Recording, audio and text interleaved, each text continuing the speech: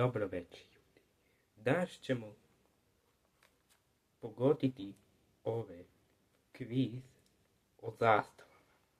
I vrijeme da krenemo. 3, 2, 1. Ok, prvo pitanje. Dakle, koja zemlja ima crveni krug na bijeloj pozadini? Pod A. Kina. Pod B. Japan. Pod C. Bangladeš ili pod D. Turska.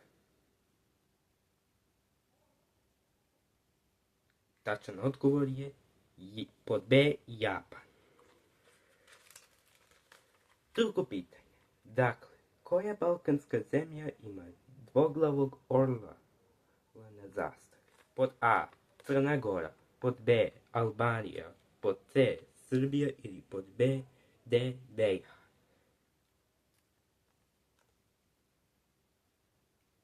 Tačan odgovor je pod A. Crna Gora. I važno je da zapamtiti da Srbija ima isto dvoglavi orao i također Albanija. U redu. Treće pitanje. Koja zastava ima zelenu boju prirode, žuti romb i plavi krug sa zvijezdama? Pod A. Argentina. Pod B. Brazil. Pod C. Kolumbija i pod D. Meksiko.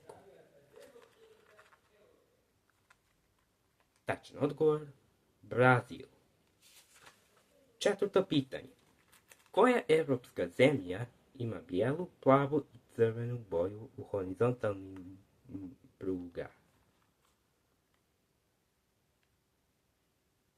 Tačan odgovor, pod A. Francuska, pod B. Rusija, pod C. Holandija i pod D. Češka. Tačan odgovor, Rusija. Peto je zadnje pitanje. Koja zemlja ima jalovo liste na zastavi?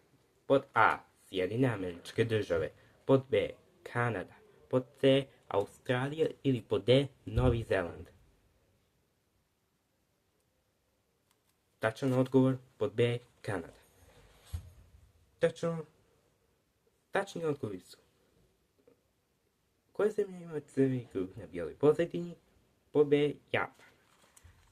A tačan odgovor je koja balkanska zemlja ima dvoglavog orla na zastavi? Crna Gora. Tačan odgovor iz trećeg pitanja je Brazil. Tačan odgovor je iz četvrtog pitanja je iz Rusije. I tačan odgovor iz zadnjeg ili petog pitanja Kanada. Ukoliko sviđate ovaj video, ostavite, lajkujte i pretplatite se. I kako vas se čini ovaj kviz?